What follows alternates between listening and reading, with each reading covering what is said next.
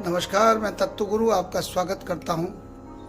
मित्रों, कल वैशाखी का पतित पावन पर्व है और आप सब लोगों को वैशाखी की बहुत बहुत शुभकामनाएं। क्योंकि मैंने अपने फेसबुक पर भी और अपने यूट्यूब चैनल सरल समाधान पर भी आपको वर्ष संवत्सर के बारे में बताया था, परंतु बहुत सारे लोगों का मेरे पास फ़ोन आया कि गुरुजी केवल आपने वीडियो डाला परंतु आप कहीं भी उसमें दिखाई नहीं दे रहे, तो आप सीधे ऐसा वाला वीडियो डालें कि जिसमें आप सामने बोल रहे हो और हम सुन रहे हों। तो यही चीज़ को देखते हुए मैं आप सबको कल वैशाखी के दिन किन किन लोगों को कौन कौन से दान करने हैं और कैसे करने हैं उसके बारे में बताने जा रहा हूँ। मित्रों, कल वैशाखी के दिन वे लोग जिनका जो है आद्रा, पुनर्वसु और पुष्य नक्षत्र यानी कि मिथुन राशि और कर्क राशि के प्रथम चरण में यानी कि प्रारंभिक उनमें यानी कि आद्रा, पुनर्वसु और पुष्य जिन लोगों का नक्षत्र है मिथुन राशि के और कुछ कर्क राशि वाले जातकों को वामपाद है।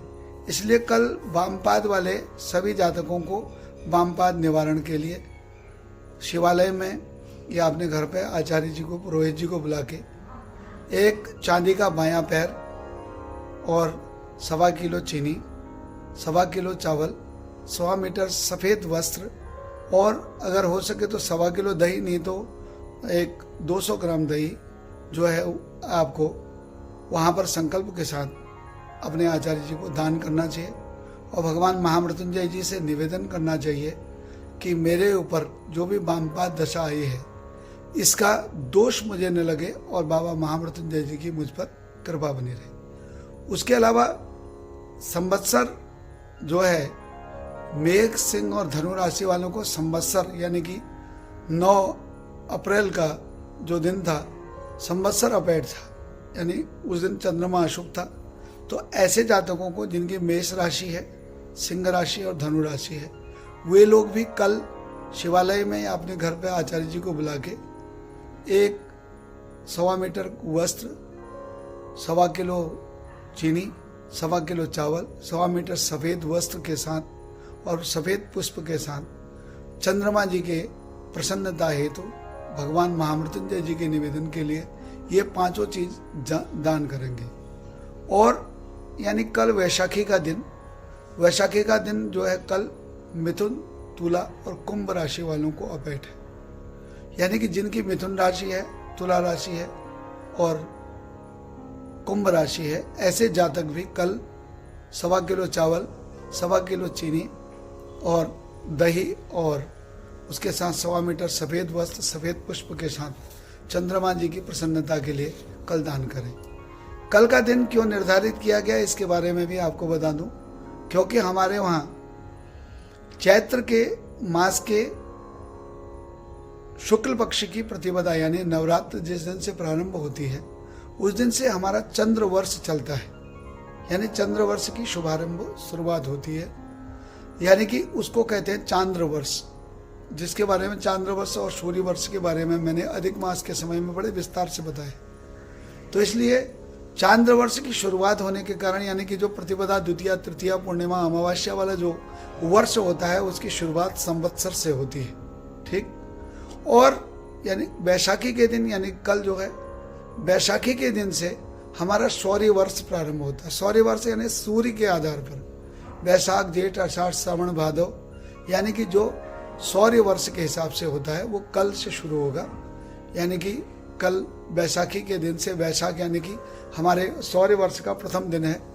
सूर्य के आधार पर यानी कि ये वर्ष 365 दिन का होता है और चांद्र वर्ष 354 दिन का होता है।